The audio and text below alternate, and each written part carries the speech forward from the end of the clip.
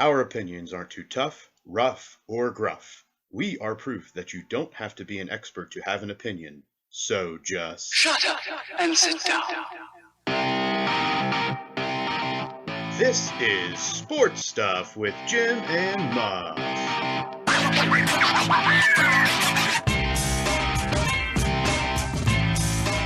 This is Sports Stuff with Jim and Muff. Hello, Muff. James? Good to see you, sir. Glad you bring energy. Well, it's 2022, man. Has been off to a rough start. We're on day whatever. And I'm just hoping we've kept all of the celebrities that we can alive. They took Meatloaf. They took Louis Anderson, Muff. They got Betty. How much more we got left? This is the first month, Muff. Didn't Betty happen in 2021? That was the kickoff, though. You know what I mean? Like, that was the warning shot fired by 2022. Oh, because I'm glad we're a current events podcast. This is Sports Stuff with Jim and Muff. They got John Madden. There we go. You can bring it to the sports realm there. I'm just nervous. All right. The NFL, well, the good news is we're not in the platform to be concerned as celebrities. But we're here for the humans. We love our friends. All right. This past weekend, the NFL Divisional Round of playoffs is pretty much all about wrapped up. Got one game ongoing as we record here. The underdog away teams take the cake. Yeah. It really shows that all three phases of the game are needed, important to be successful. Who day? Oh, Jim has got to team number 3 on his list in order to be relevant in the playoffs. That's always no matter, Muff. No matter. Win's a win. We're going to chat a little bit about what's going on in head coach and GM vacancies in the NFL. Mm-hmm. Sure. Robots are taking over in baseball. I saw that. Yeah. And better watch your backs. It's coming. It's coming, and it's coming. Nate, better watch out. You may be irrelevant in baseball. If you're following Twitter and Instagram, Sam's trying to make him irrelevant. Says that Nate doesn't even keep her warm in this cold weather. It is what it is. He doesn't. It's not fair. That's cold-blooded, Sam. Isn't it? He keeps his house so cold and then refuses to keep me warm. Nate, you're not one of those don't touch the thermostat guys, are you? Yes, he is. When have I ever touched the thermostat? I see your face, Nate. Don't be one of those guys. You're too young for that yet. Grayson Allen finds his way back into relevancy over the past week with a controversial foul in the NBA. More to come on that in quick thoughts. And the Winter Olympics will be upon us in less than 2 weeks. You wanted to do the impression, didn't you? And it's always exciting when in Jamaica we have a bobsled team. There we go. There we go. My man, I'm pumped for it. Follow that story. So let's get into the show. It is time for the recap of the NFL Divisional Round. As Jim called it last week, the Big D. The Big D. The Big D. It starts on Saturday when even Derrick Henry returning couldn't save the Titans from becoming the Miami version of Ryan Tannehill as the Bengals strike up their own Music City miracle, beating the Titans 19-16, thanks to a game-winning field goal from Evan McPherson, as time expires. Tannehill tosses 3 picks, none more costly than the one with under a minute remaining that allowed the Bengals to get into field goal range for McPherson, who knocked through the 52-yarder. Burrow calls McPherson ice cold, as apparently Evan told him they were going to the championship game before even stepping on the field. Are you going to get the quote right? I didn't quote anybody. But are you going to do it? Because I think that's what made it ice cold. I think you can do it as a Cincinnati fan, apparently. He walked out there and said, "Oh, looks like we're going to the championship game," and went out there and kicked the field goal. Like, he passed Burrow and just said, "Looks like we're going to the championship game." Like, what would you do? You've been getting your ass kicked. You're Joe Burrow. You've been getting your ass kicked. You've been sacked 9 times. You're trying to lead this team to its first ever championship game. You are Joe Burrow. You're walking off the field, hoping that the kicker pulls this off, and the kicker looks at you and goes, "Well, Joe, looks like we're going to the championship game." Like, what do you think? I think, thank you. Get us there, buddy. Like, I don't know what else I'm supposed to think. And I think that's the perfect, like, that's what you would think because you're Muff. Like, you are the glass half full guy. Like, thank you, sir. You better get us there. I'm thinking, if you miss this after that cocky statement, I'm going to cut your legs off. Because you're the quintessential teammate. Exactly. Exactly. That is my personality. You jinxed us by running your mouth. It better go through that goalpost. He didn't even watch it go through. No, he's He ice kicked it, cold. looked away, and started congratulating his holder. Mm-hmm. So, as a newly minted Bengals fan, Jim, what does this mean? How excited are you? I'm pretty excited. Pretty excited. And I tell you what, I was not in Columbus for this game. I actually was back home in your world, in the Ohio Valley. I was in a Applebee's, Mm-hmm. and that place was super pumped. Super pumped when this happened. Lots of new So, Bengals fans in the area, apparently. Lots of new for Steelerland to turn into Bengal land. It was kind of funny to watch. Muff, The Ohio go. Valley is not Steelerland entirely. Oh, Nate, come on, buddy. It depends on what side of the river you're on. St. Clairsville. Cleveland country. That's it. People that are converted Bengals fans like you. You're wrong. From my experience, How are we wrong? I've lived there my whole, like, most of my life. for most of my life that I can tell, Jim, once you cross the river from West Virginia into Ohio, it turns into mainly Browns fans. Sure, there's some Steeler fans floating around, but usually that's like the dividing line. It's 50-50. I will say that. I'm not going to say it's absolute yinzers, but it's a good 50-50 chunk. Those are It still was. Those aren't Yinzers. What do you mean? Yinzers don't live outside. I was sitting at a table with a Yinzer and a Browns fan, so it was definitely 50-50. A Yinzer. There was no is somebody Cincinnati from fans, I'll tell you Pittsburgh. that much. A Yinzer is somebody from Pittsburgh. A Yinzer is not an Ohio Valley Steelers fan. That's an Ohio Valley Steelers fan. She was born and raised in Pittsburgh and moved to the Valley. Okay, well, that's the difference. There's people that are transplants. That doesn't make them a Valley person. Oh, we're gonna have this whole. We should make this a segment of. You can transplant yourself. Okay, But people regardless, that grew up in the Valley that are Steelers fans. That this is going to be a from poll. The Pittsburgh This area. is going to be a Facebook poll. This is going to be a poll. Go What ahead, I'm make trying it to a say Facebook is, poll. Have at it. in St. Clairsville, I'm agreeing with you. I don't think they were all Steelers, and they were definitely Browns, but there was no Cincinnati fans. I've never met a Cincinnati fan except for Gunner. Shout out Gunner. Got third place at the wrestling tournament. He was the only Cincinnati fan I ran into all weekend. So it was kind of cool to watch. All right. Jim, who do you want the Bengals to face in the AFC Championship game? I don't know. I don't know that they can win. I don't have a lot of faith that they can beat either team. So Derrick Henry returned in this game. Did not have a fantastic game, but also there was not a lot of threat in the passing game from Ryan Tannehill in this one, who did appear to return to form once reserved for the Dolphins. The Tannehill of old, with his 3 picks, threw a couple really bad ones too. So with this being the case, knowing that Derrick Henry will be at full strength coming back in the next season, and I don't know Tannehill's contract, but say we don't know, just assume that Tannehill is in a position where maybe he's a free agent after this year. How seriously, if you were a Titans GM, would you be searching for a new quarterback? I mean, everything's got to be on the table, right?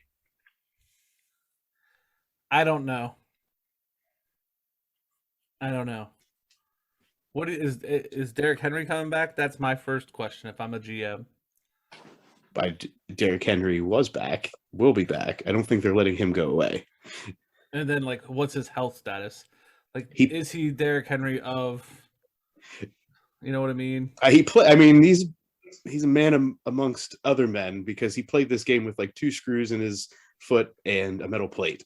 So I've got a feeling that if he was able to play that game, he's only going to become a better version of what we saw in the playoffs for next season. So then I'm sorry to do this, Muff. The draft class is not the greatest, but there are some running back options and some weapon options in this draft, right? I say I would probably ride it out with Tannehill one more year if I could. Draft me some weapons if I could. And then go quarterback hunting because the quarterback market and draft class is not prime. Well, you don't. Again, I come back to you don't have to get somebody in the draft. Russell Wilson. But there's nobody. I don't think Russell Wilson's going to Tennessee. And do you have the money or want to put the energy into an aged Russell Wilson? The Tannehill was under contract through 2023. Okay. Ride him one more year.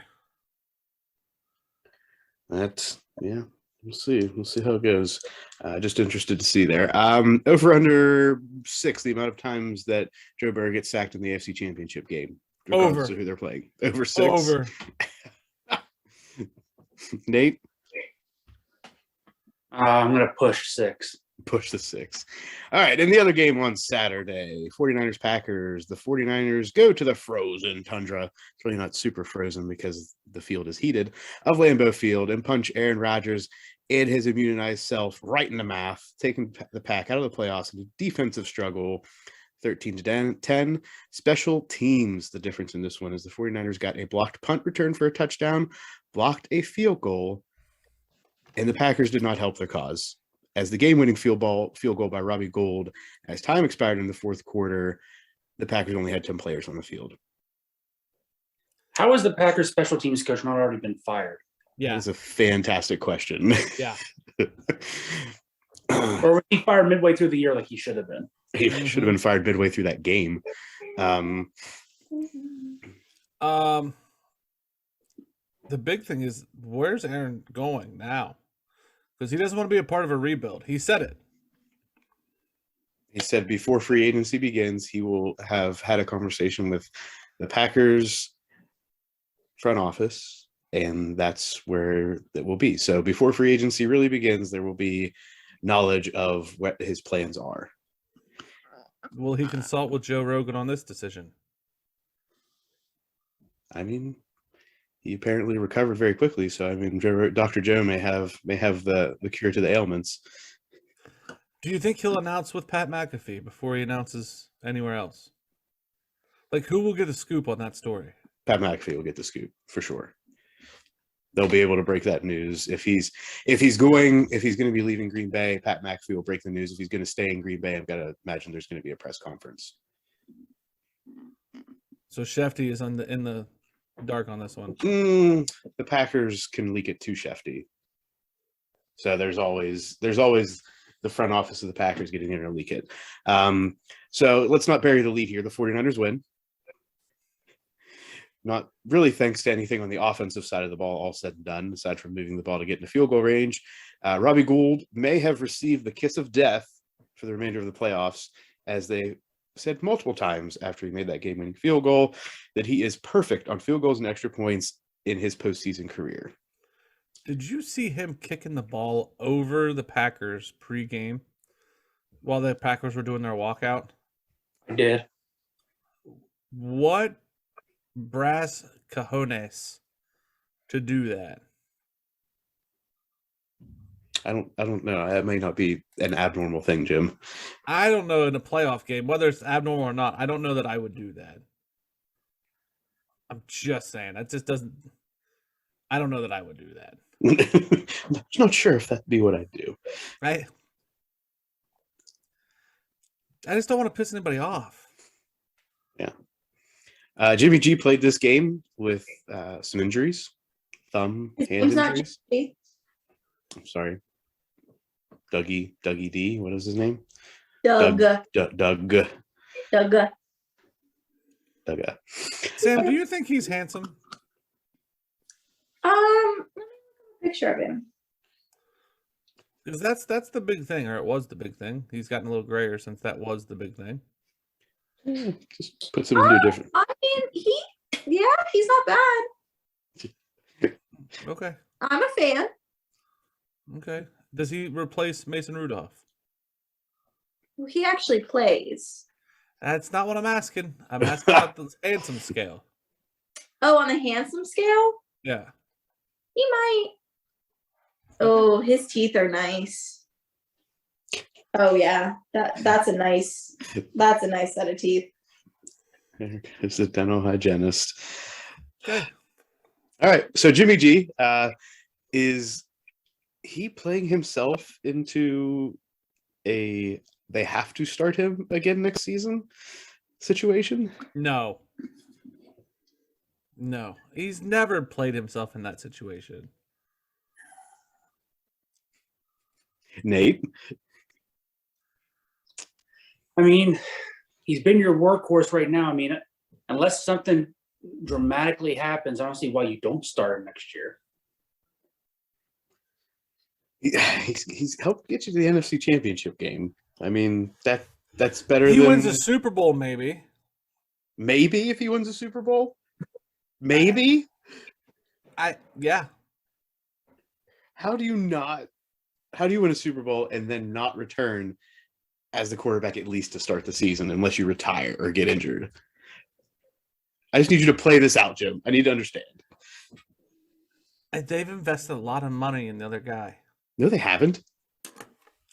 He's on a rookie draft contract. pick is, He's on a rookie contract. yeah, okay. This isn't like the yesteryear when Eric Crouch makes $30 million and then leaves the team because he's got a signing bonus.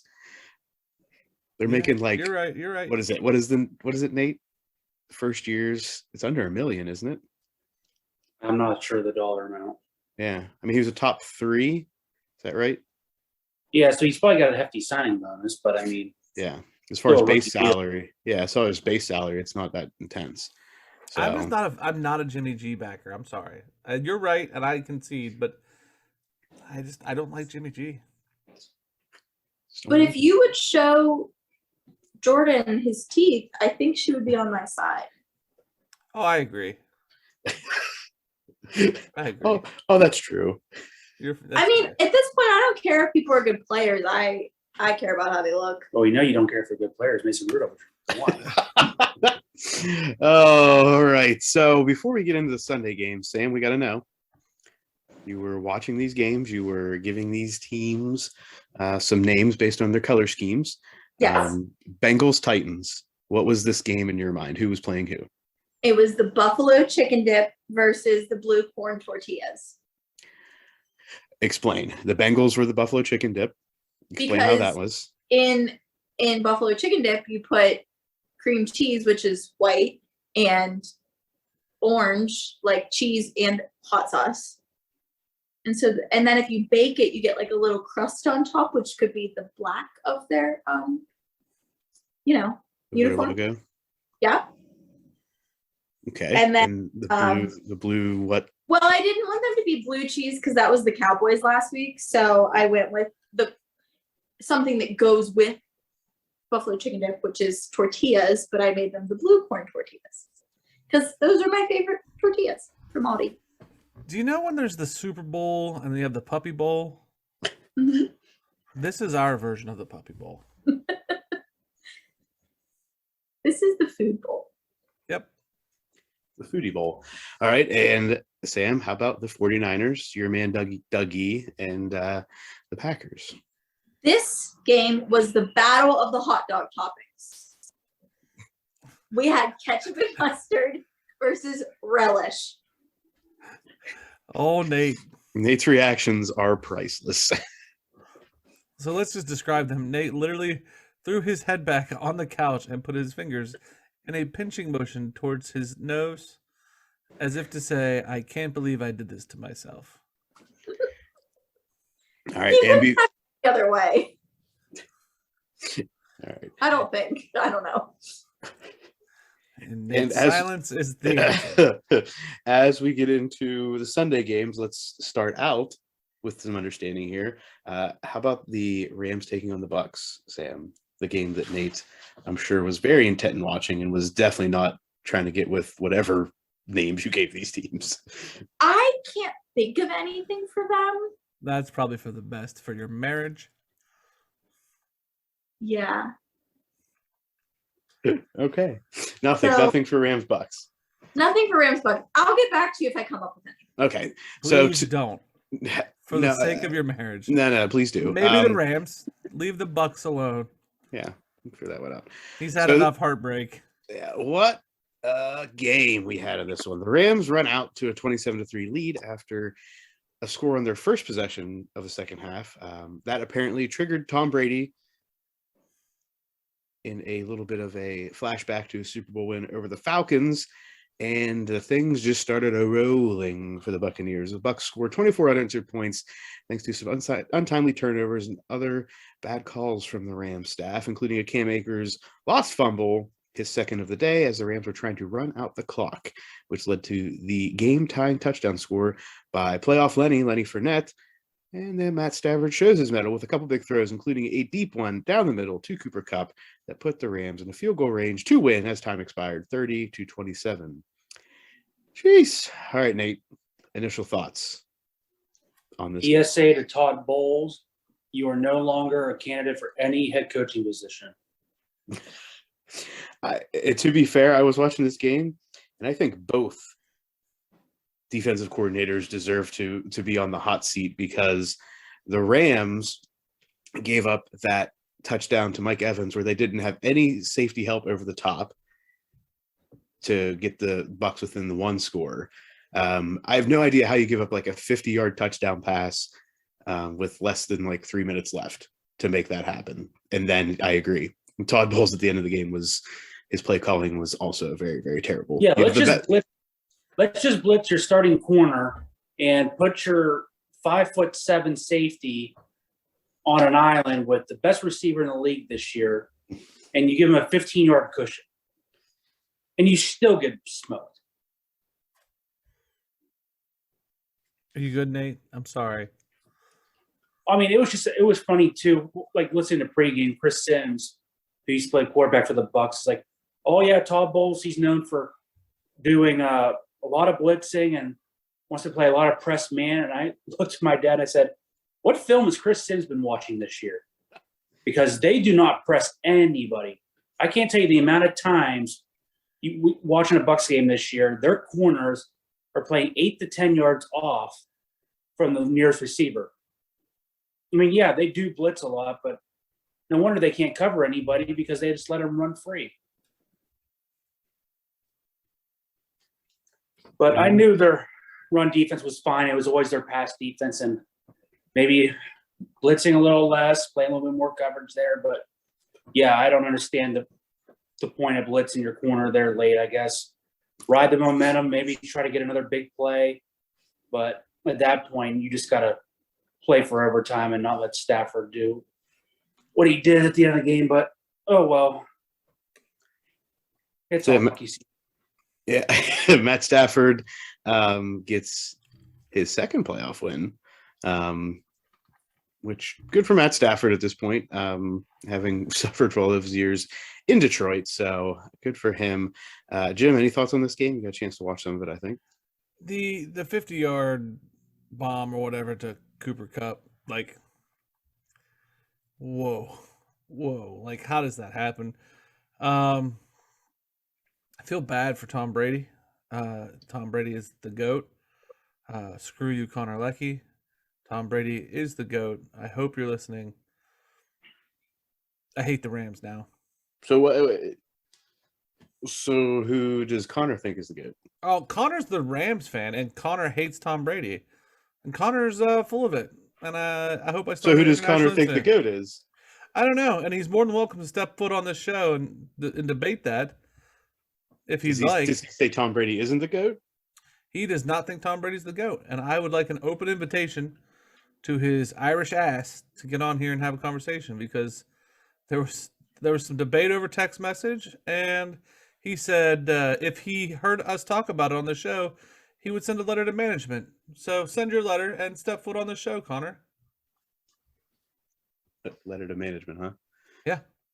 Not sure what management that is, but interesting. This sets up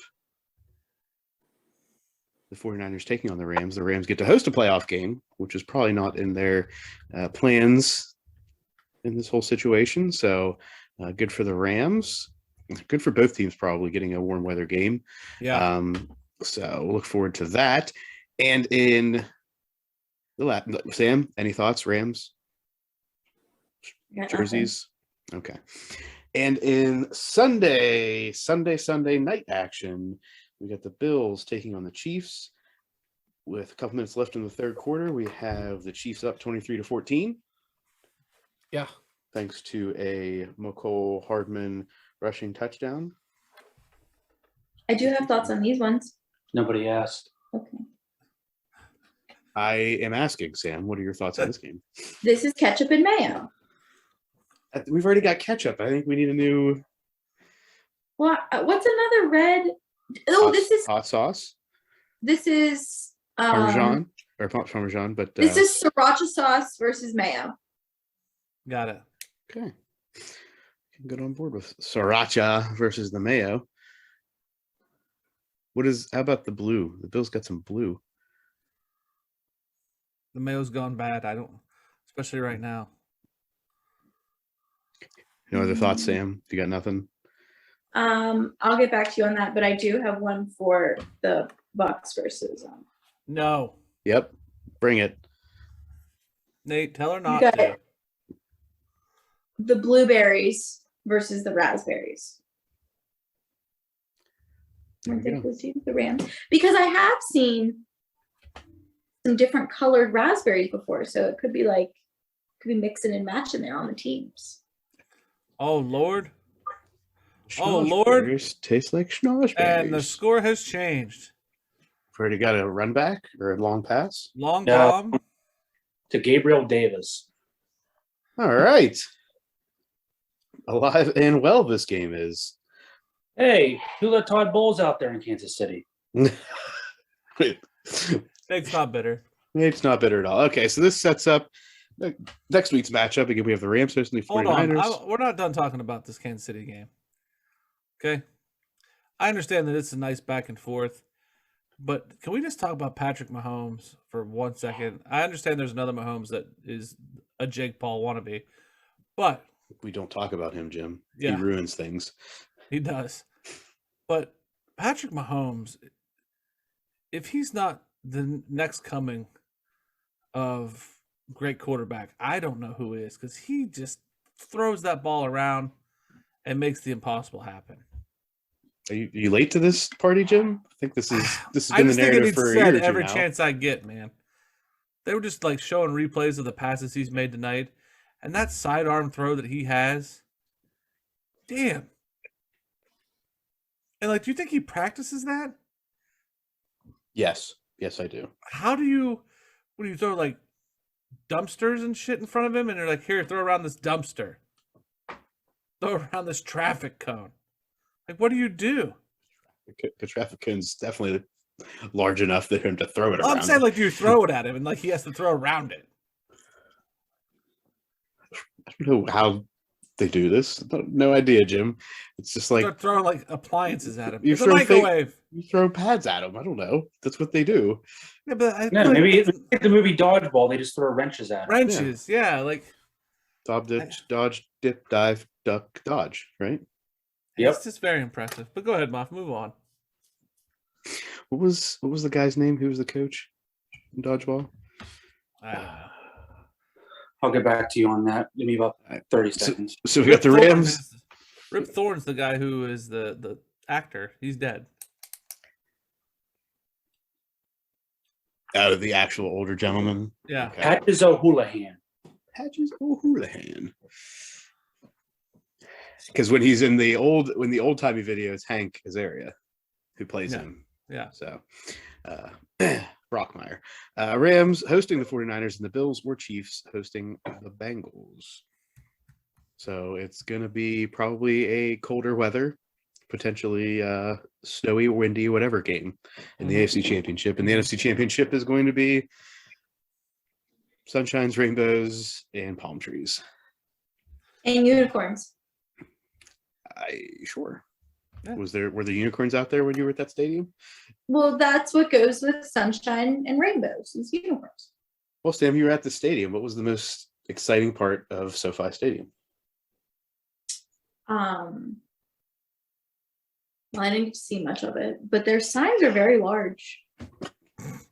Sam, you're Okay. like 5 foot. Yeah, so they have really everything cute little large? they have really cute little like the logos are like, you know, like big.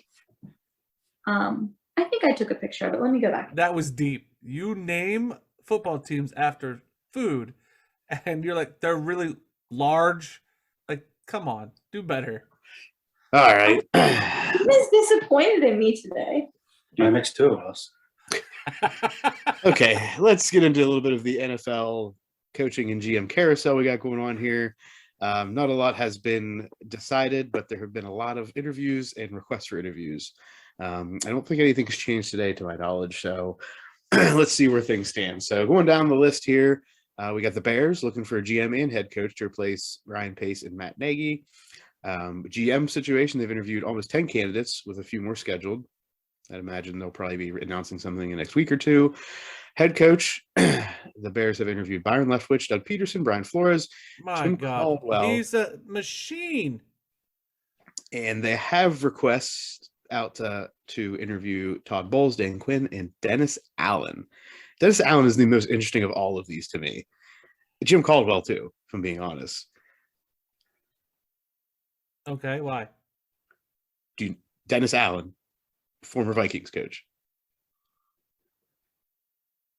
Okay. Fair enough. Jim. No, I think it's Dennis Allen. This is one guy I'm thinking of. It's the guy that's the defense coordinator for the Saints, right? Maybe I'm wrong here. I think this guy used to be the coach for the Raiders. Give it a look here. Dennis Allen is a football coach, and you are correct. It is the Saints. So yeah, I don't know who ends up, maybe who wants to be in Chicago at this point. Well, I don't know if I want to go out of order here, but a guy that I saw whose name popped up for Chicago as well as New York that may have resurrected his career is Dan Quinn. Yeah, Dan Quinn's because Dan Quinn's the current defensive coordinator for the Cowboys, correct? Yes. So yeah, he's on a few lists here. So we'll see where the Bears go. Not sure what they're looking for as far as defensive or offensive. You got both sides of the coin there. The Broncos looking for a head coach after they fired Vic Fangio. They have interviewed Nathaniel Hackett, Kellen Moore, Dan Quinn, Gerard Mayo, and they have requested to interview Eric Bieniemy. And to me, like, I don't think it's right if none of these coaches have, if all of these teams have not requested Eric Bieniemy, then all of these teams are stupid. That is my take. Like, if his name doesn't pop up on every one of their lists, then they're all destined to lose. Yes, I agree. He should at least be interviewed. Who was the Colts offensive coordinator under Peyton Manning? Oh, Was it BA? BA was there for a time, but I don't know if he was there the majority of the time. When Peyton was about him all the time too. Right, but this is another one of those. You're playing with a generational talent, and you look better than you may be, and you get the opportunity to do other things, and you don't have that person. I don't think that's the case. Tom Moore? That's the case. I believe that's it. Yeah.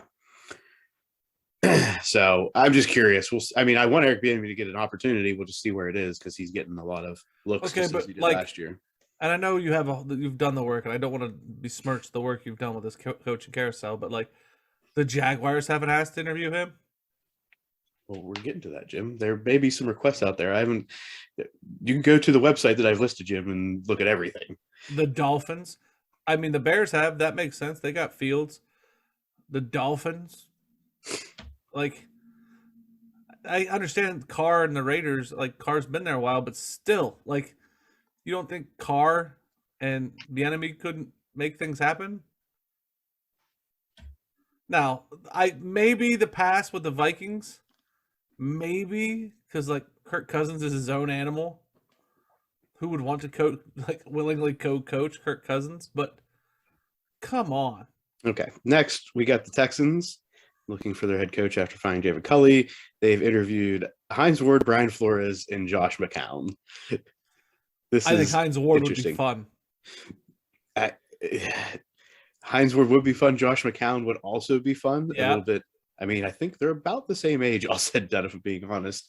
Brian Flores, obviously, out in Miami after a year in which people are a little uncertain as to why he got the boot. Aside from there was some, I think, front office issues. The Jaguars looking for the head coach after firing Urban Meyer. They've interviewed Colts defensive coordinator Matt Eberflus, who is scheduled for a second interview.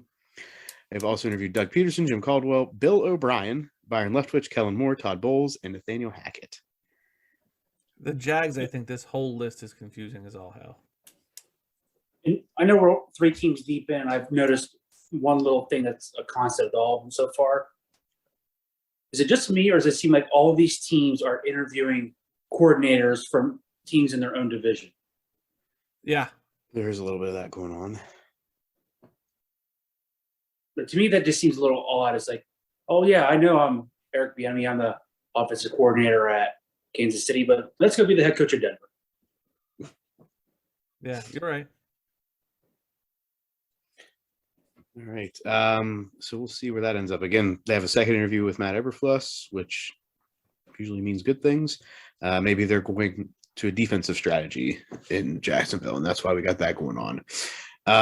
In Minnesota, looking for both head coach and GM after firing Mike Zimmer and Rick Spielman. In the GM position, they've interviewed multiple candidates, including a couple people from Brown's front office. And they've also interviewed a Patriots senior consultant for their GM spot. Head coach, they've interviewed Nathaniel Hackett, Kellen Moore, and Dan Quinn thus far, and there's not a lot of requests out there otherwise, I don't think. So I'm not sure if this is just a short list they're working with or they're going one at a time. The Vikings So don't teams usually fill their GM position first? Typically, yes. I don't. So we'll get to the Raiders. I think the Raiders have kind of said that they're willing to go either way on that. I think they're willing to fill the head coach and then bring the GM in. Because let's be honest, who's the real GM in Las Vegas? Mm-hmm. Mm-hmm. Just like Dallas, you got that. But situation the Vikings have that weird family situation where the GM is very, very important and the coach is not, right? Isn't that how the Vikings play? Like they want the perfect fit in the office. I mean, that last guy was there 14 years. They're just looking for somebody to fit the role. I mean, I don't know. I don't know if that means they're looking for the GM first and then the head coach. I mean, that's what I think that's why they're doing the whole looking at the Browns, looking at the Patriots. Like you're hearing more news about what they're doing in the front office than head coaching situation. Yeah, they are interviewing. Next, we got the Dolphins looking for the head coach after firing Brian Flores. They have interviewed for the head coaching position 49ers offensive coordinator Mike McDaniel. They have a lot of other requests out there, including Kellen Moore, Dan Quinn, and Leslie Frazier. So at this point, only Mike McDaniel has been interviewed. Okay. So I'm assuming if they're waiting for a lot of other stuff to go down, maybe Mike McDaniel is their guy. TBD. Next, we got the Giants.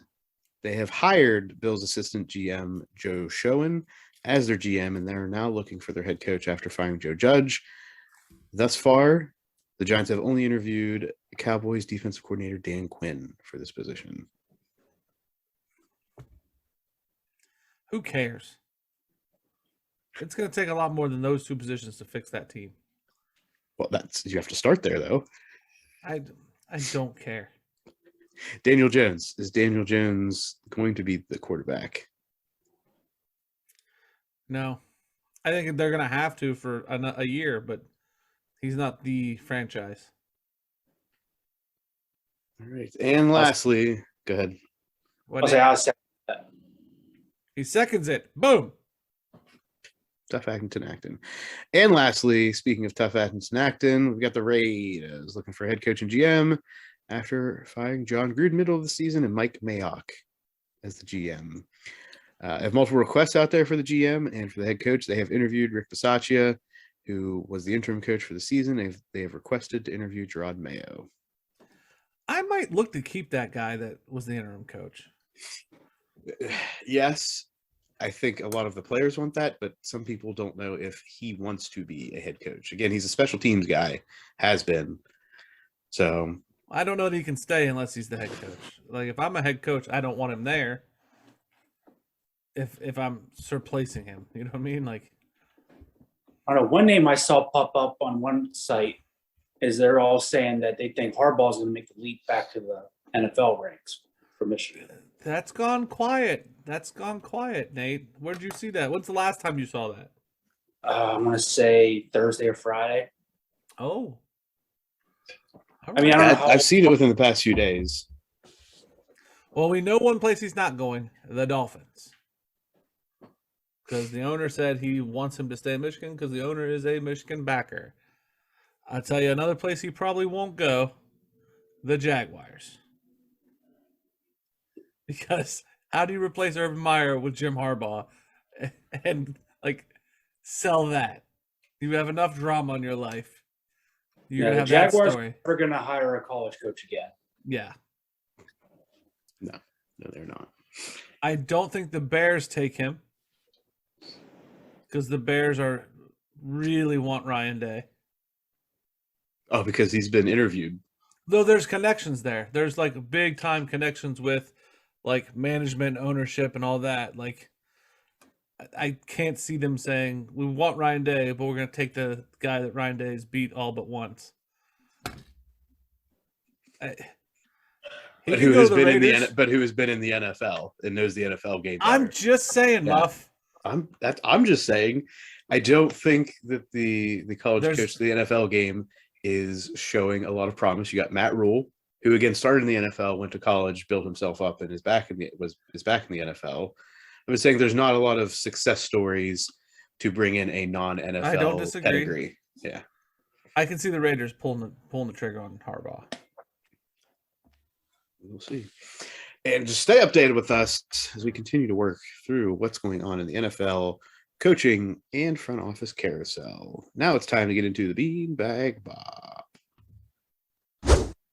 We're doing the Beanbag Bop. Bop, bop, It's the Beanbag Bop.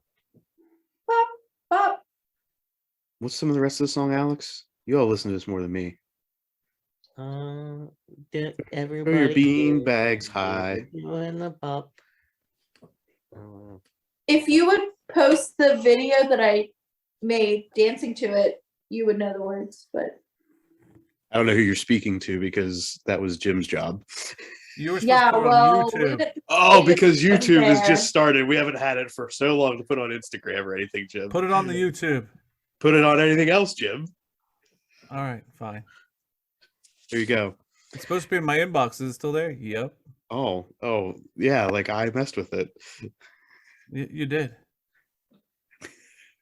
So you're gonna do that? yeah, I Jim, believe right? that was the Grammy match last week.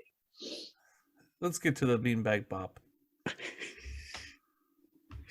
All right, so a few things here, Nate. All day Saturday, and I didn't see as much on Sunday, but I wasn't in the Twitter sphere as much. Twitter was on fire with talks of false starts along the edge of offensive lines that were not being called. One, did you hear any of this chatter? And what were your thoughts if you did engage in this, see this, and witness what people were discussing? I didn't see where people were talking about this, but I've seen it basically all year. But yeah, it did seem like there was a lot on the offensive tackles in both games on Saturday where they're just getting early starts on these edge rushers.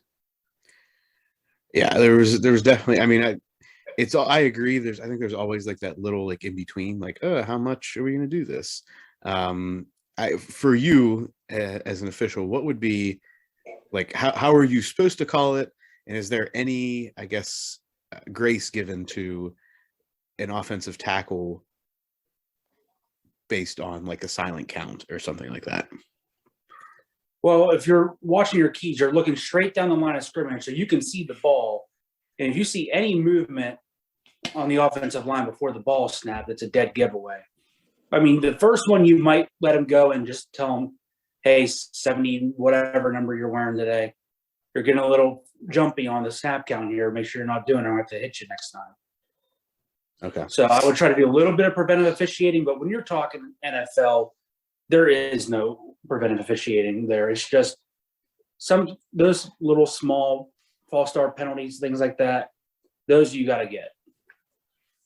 But like I said, I've seen it all year where I've seen it and be like, man, how did that guy not get called for a false start?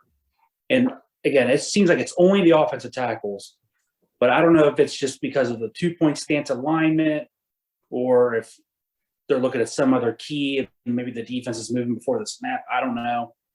But yeah, it did seem like there's a good bit of no calls on false starts. In the Rams-Bucks game, sorry to bring this up, Nate, towards the end of the fourth quarter, there was a late hit on Mike Evans, and the breakdown by the head official in this game was what I would hope to see and hope to hear from the referees as far as when they're breaking down a very crucial call as well as one that had lots of elements. I saw a couple of people saying like, oh, this is taking forever for him to explain. This is what I would like to hear and like to see from the NFL and the officials. So take us a little bit through this, what happened on the field, what the outcome was, and your thoughts on the explanation. If I saw it, I would tell you. This was the Bucks game, Nate. I was on my way home and I didn't see this one. Oh my goodness. I'll break it down for you. So this was a 4th down and about 14. The place on the field only matters because of why the Bucks were going for it. I think the Bucks were in about like the 35-ish, that range of the Rams. They went for it. Tom Brady threw a pass down the left sideline to Mike Evans. It was broken up, and then pretty much right after the ball hit the ground, a Rams player helmet to helmet late on Mike Evans. Officials throw the flag. So they're talking about it on what's going on. They come back after they review it, and it comes out that 4th down, incomplete pass, because the late hit happened after the pass hit the ground. It was dead ball. So it was after the possession had changed hands and the Rams were given the ball and then assessed a 15-yard penalty after the placement of the ball. So they had it on like their own 20-ish yard line. But there was a lot of discussion because you saw some Tampa Bay, you saw Mike Evans being like, really? Isn't this pass interference? But it was clearly after the play and it was not a pass interference call. So I just thought the official did a really good job explaining it. And even while the explanation, I think Leonard Fournette and somebody else were like trying to get in his way and be like, really, this is dumb. I mean, I don't know what they were saying, but you could tell they were trying to talk to him as he was working through it. Yeah, I just found the video on this. And like you said, it's a dead ball late hit. So it's not going to result in a first down because, like you said, it's after the play was over. It looks like I can't tell if he tips it or Ramsey tips it. I'm trying to go super slow here. But yeah, the ball's nowhere near the receiver. But I mean, I don't think Weddle knows where the ball's at. He's just going to separate the man from the ball here. Mm-hmm. But I think they also could have had, if they wanted to make it a live ball foul, which I don't think it is, they could have had a hit on defenseless receiver because he does go high and hits him helmet to helmet. Does that matter if it's after the play is dead? No, if it's a dead ball foul, it's going to be a dead ball foul. But okay. All right, Jim, I think you saw this in real time. Your thoughts?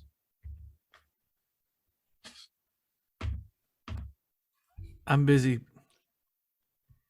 Do your beanbag bop by yourself. I have to give the world the gift that is Sam. Oh. This can't be done. This can't be done at another time. Oh my! Oh my God. Okay, we'll see Jim's prowess here. You asked for it. Sam, if you want it down, you got to tell me. Remember, you did this. Oh, I think it's hilarious. Okay. All right, we saw some taunting calls this weekend, which we did not see really last weekend. We saw one on Saturday. I forget which game it was, but it was after, I think it was after a pass breakup. And there was, definitely like the stare down, and I'm sure things were said. But finally saw that, which while it was going on, I was like, are they going to throw a flag finally on this? And they did. Nate, you said there were 3 in the first half of the Bucks-Rams games, which I did not see. So what are your thoughts on the taunting penalties today? So the first one was on Ndamukong Suh, which should be a surprise to no one. So he got a hit on Stafford and going to the ground, and he came up saying, "Did you see that? He tried to kick me, or he kicked me, or whatever." And I watched it back slow on TV when they were showing the replay. I didn't see anything there. But again, it's Sue, so no surprise.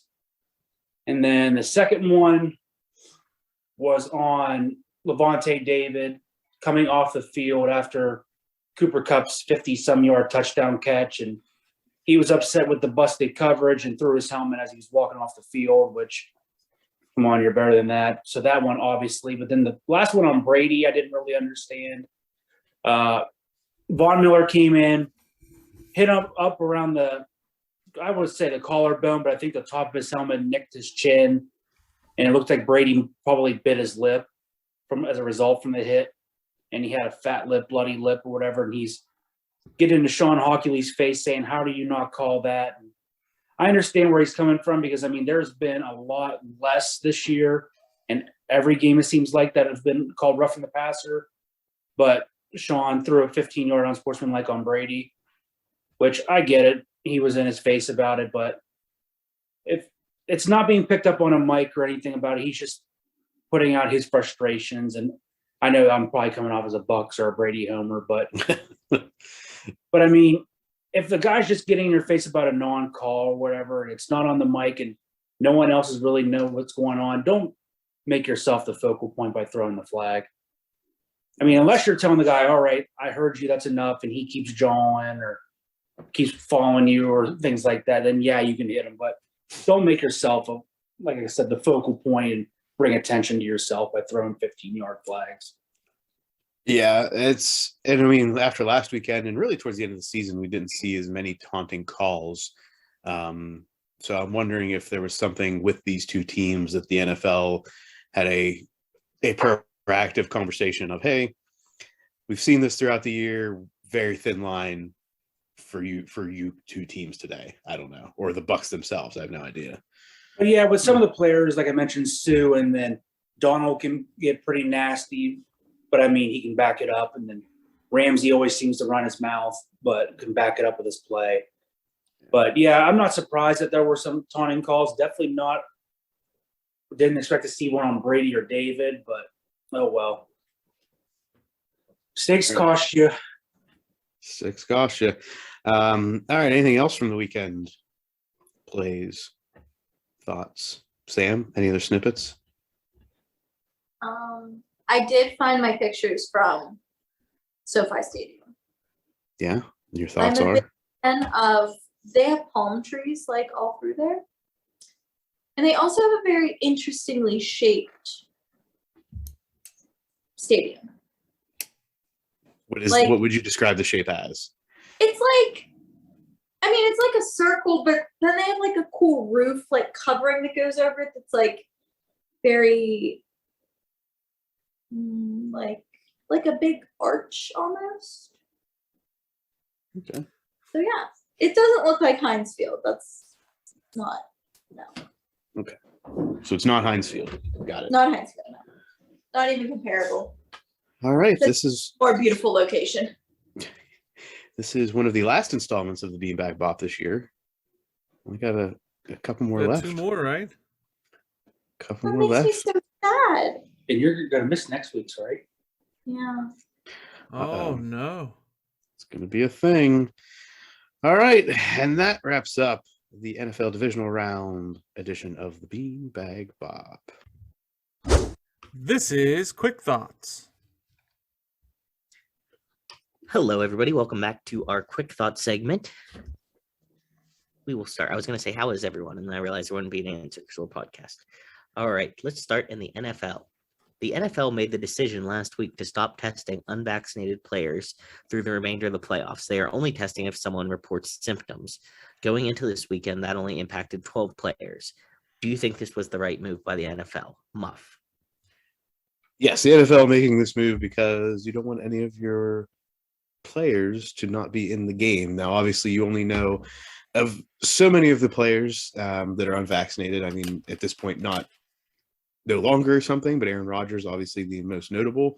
But I don't think we know specifically other players that were in the playoffs or still in the playoffs that are in this situation. So the NFL is doing what they need to do to keep players on the field and not have to worry about taking them off the field. But there's also you're a player and you have to report symptoms, kind of like, the 20 years ago concussion situation.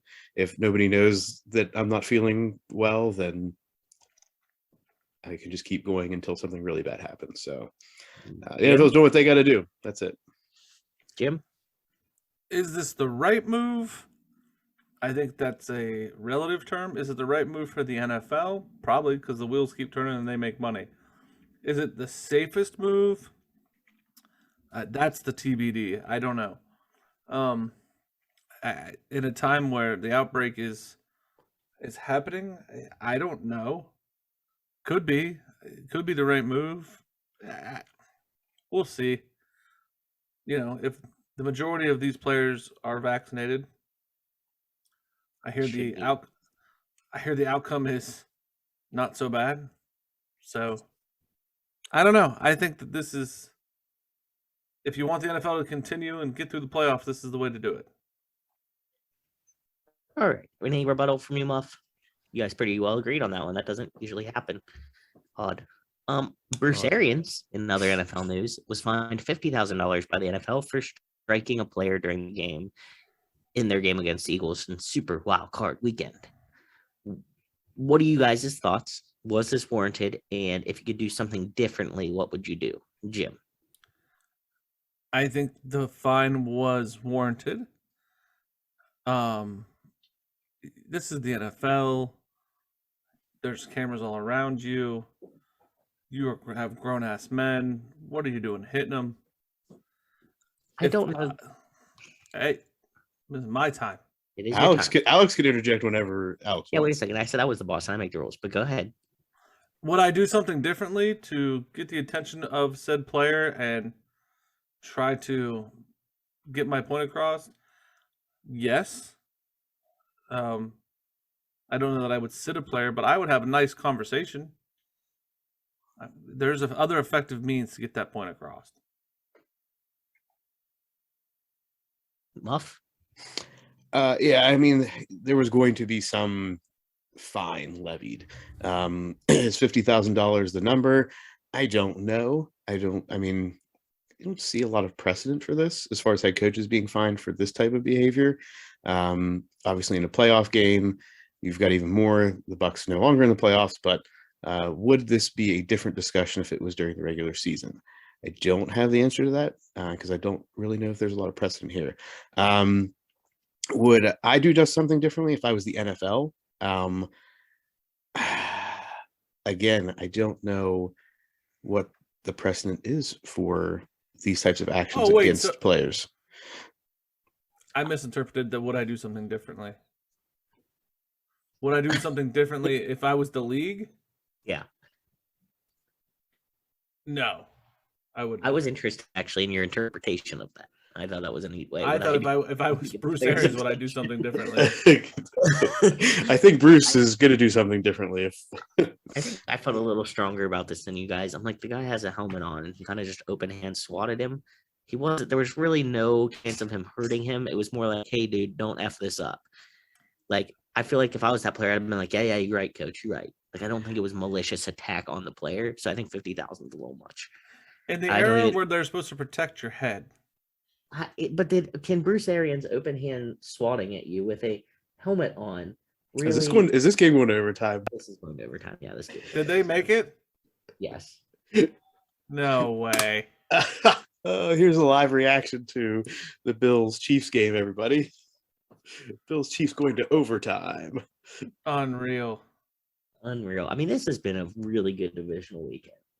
I mean, Good every grief. game now has ended on a game-winning field goal. Oh, It most likely will. You don't know. And this one, it Well, could end not on a this one, touchdown. right. It'll be a walk off something, right? Exactly. All right. So we talked about the NFL. We talked about the spots of the helmet. Let's talk about PED testing. It's been a saga that has gone on and on after big game testing. OBJ most recently was tested after his game against the Cardinals 2 weekends ago. Do we think the NFL is even trying to hide what they're doing anymore? And do you think it's fair how they go about it? Muff? There's obviously, they say it's random. It can't be random that, like, earlier in the season, Myles Garrett's getting tested after having big games and after, like, wearing no sleeves. And people see that his arms are the size of most people's legs. It's not. They say it's random, but I cannot believe that it's random anymore. OBJ has a big game and they're like, oh, we're going to test you, like, in the playoffs. So at this point, random. if we're not testing unvaccinated players, why are we even testing for PEDs anymore? Can you cycle on to a PED and have a real impact at this point? Like, is that possible? I don't know.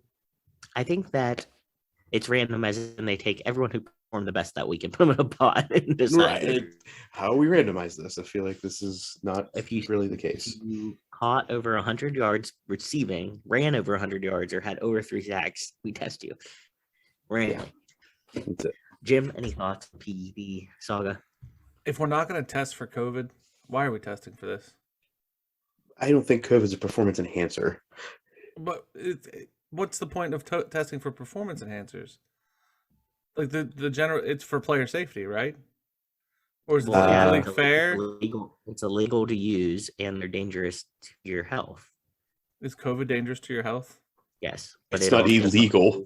It doesn't. So it's the legality of it, right? Yeah, and it's cheating. Yeah, you're not getting COVID. There are to performance cheat. enhancers that are not illegal. There are performance enhancing drugs that are not illegal. So then it becomes down to the health part, correct?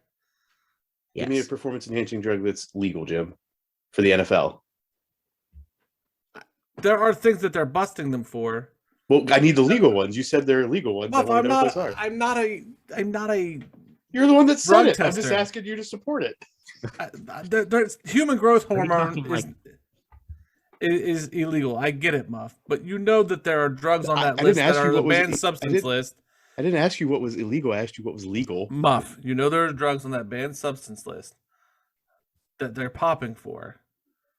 It was for OBJ's wife. That aren't necessarily illegal by the letter of the law. Okay, well, no, the question I'm asking you is what PEDs And are I'm legal saying for I don't NFL know. players? I'm saying I don't know necessarily. I'll get back to you on that. But we both know that on that list, there has to be stuff that's not illegal. Regardless, if we're going to say it's for player health and we're not going to test for COVID, there's some weird hypocrisy there. I'm going to disagree. I don't think there's really hypocrisy at that point. I think we agree to disagree and move on from the NFL to the MLB. MLB baseball. Baseball's back. Baseball's relevant. I mean, they're still on strike, right? Just before we get into this, they're still on strike. This is just a... Yeah, I shouldn't. Sorry, I just got excited. We were talking about baseball. I thought I'd try to hype up the baseball crowd a little bit. 2022 will bring robot umpires behind the plate in AAA baseball, with 11 teams requesting employees to operate the new system. It is now just one level away from professional baseball. Do you think this will reach the MLB, and if so, when? Jim? I think it should. I think it's going to the next 3 years. I think it should reach it. I think we should take the human element out of it. I think it will make it faster. Muff? If this is not come to some agreement during this collective bargaining agreement, then we're going to be at least however long that term is. I forget. Usually these are 5 to 10 years long. these collective bargaining agreements between the MLB and the MLB Players Association. So if it's not part of this, then it's not gonna happen during this cycle. I hear you. I don't want to see it happen. I don't think, because I like the human element of it, but I also wasn't thinking about the point that Jim just made where he said it might speed up the game a little bit. But an interesting thing to keep our eyes on nonetheless. Moving from baseball to the Hey, Muff, did you know that Sudafed is Sudafed illegal? you're only allowed to buy We- so much of it. Yeah. Sudafed is not illegal. No. It's Sudafed is on the banned substance list in the NFL. That was not my point. The point was what is legal for an NFL player to consume, not legal as far as the rule of the law. What is your then? State your point again. What is a substance that is allowed by the NFL that you were saying they could utilize to enhance their performance?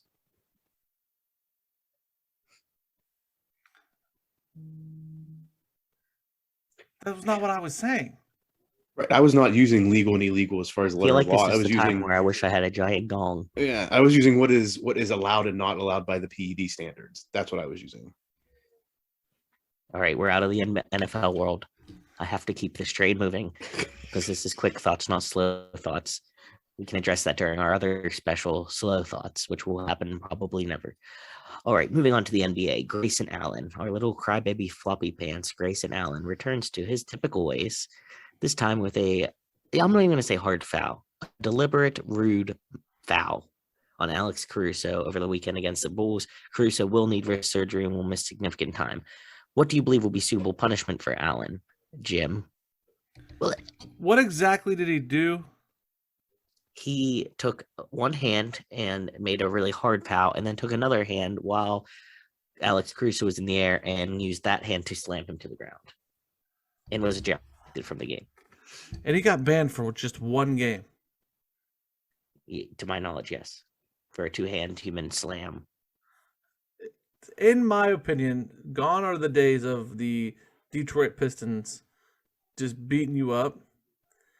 And I think that in this situation, they should return, and Grayson Allen should be dealt with on the court for this kind of shit. Oh, you hurt one of our players and he's got to get surgery? We're going to get you. I would love to see that. I mean, he really has notoriously just been like a floppy crybaby. And he looks, I don't like the way his face looks. I don't like his face at all. He just needs put in check. Yes, exactly. He needs his ASS whooped. Muff, what are your thoughts on this As situation? much as I agree with you all, and the Bulls are my favorite NBA team, that is not going to be how this goes down. No, it's not. I think we all know that this cannot happen, because then there will be even harsher punishment for the Bulls in going after Grayson Allen. Yeah. That being said, it was a hard foul. I'm not going to go as far to say that he body slammed him, Alex, but he definitely forcefully drug him down From towards the air. court. Yeah, it wasn't like he was like he had his hand on his back and was like, "No, you get on the ground," from midair. But there was definitely a active attempt. In a downward direction. Yes, there's an active attempt to, I believe, bring him to the ground violently. Why does the team not get fined? Because it's a player issue. It's not a team issue. But see, I think that's some part of the solution is like, all right, you have a player that's an idiot, so rein him in. Well, I think the team should get fined for what they did the next morning, which was posting on their social media a picture of Grayson Allen eating a donut that said "Good morning," and the Bulls responded back with, "Seriously?" The Bulls Twitter account was like, "You're really going to highlight this man after what happened last night and just make this like it's not a big deal?" Oh shit. I don't think that's fine worthy. What's happening in this game right now? Sorry, that was one. I'm glad that there was just a big play. Couldn't be Cole Hardman. Oh, they're in the red zone. All right.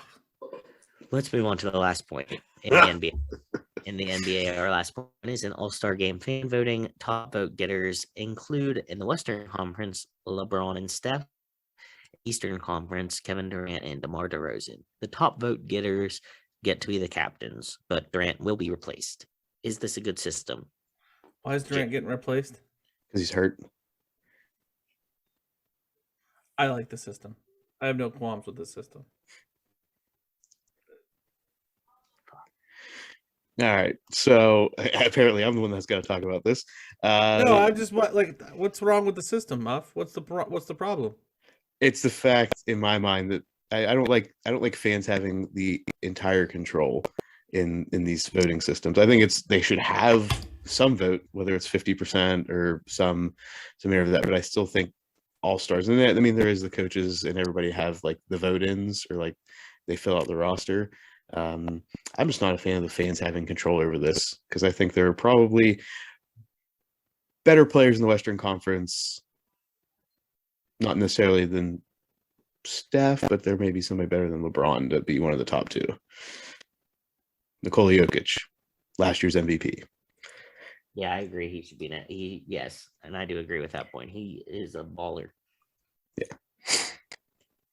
I can't believe this happened. The Chiefs just beat the Bills. And probably one of the most crazy games. But they're reviewing it. They are when it's a touchdown. I mean, even if they review it and call it back, I don't think Pat Mahomes is gonna be held back. You can't stop that man. No. Man, my heart hurts so for Josh Allen. I mean, to drive down the field that, and then you have to watch the Walrus celebrate some more. Ugh. Yeah. So, in other news on this game, your boy over here it would appear a Dawson Knox 40 yards. I don't know where he is for the game from hitting a same game parlay that would have been 1,200 odds. Oh. I was one OBJ yard away earlier from $400, which I also believe affected Muff. Not directly. The score of that game did, but not OBJ. That's true. That's true. Last point of the quick thoughts, and let's take this home, Alex. Sorry, we're distracted. Olympics. The Jamaican bobsled team has qualified for the 2022 Olympics. What's your favorite memory from Cool Runnings? Muff?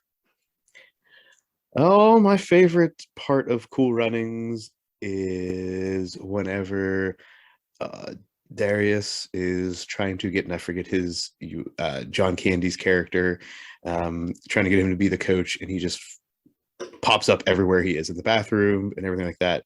And be like, hey, could be our coach? Could be our coach? Could be our coach? It's just, that's my favorite part. Interesting. Jim? John Candy in general, what a legend. Gone too soon. I think he was probably my favorite part of that whole movie. Feel the rhythm, feel the rhyme. Come on, Jamaica, it's bobsled time. Cool Runnings. All right, and that finishes up our quick thoughts. It brings us right into the end of the show. The end of the NFL Divisional Round unfolding not in front of your eyes, but definitely to your ears as the thoughts came out. Jim upset, Alex upset. Me slightly indifferent, but still would have rather seen the Bills win than the Chiefs.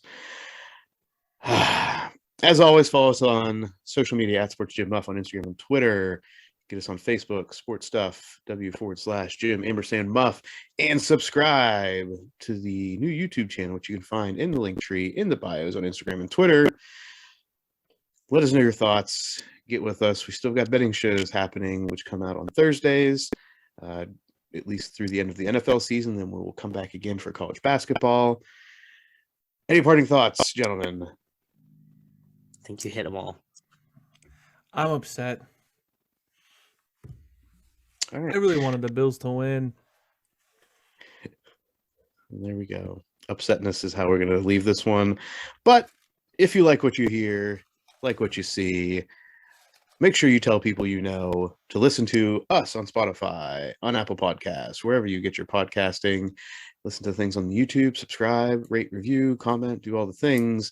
And to make this happen, you need to tell a friend, make a friend, be a friend.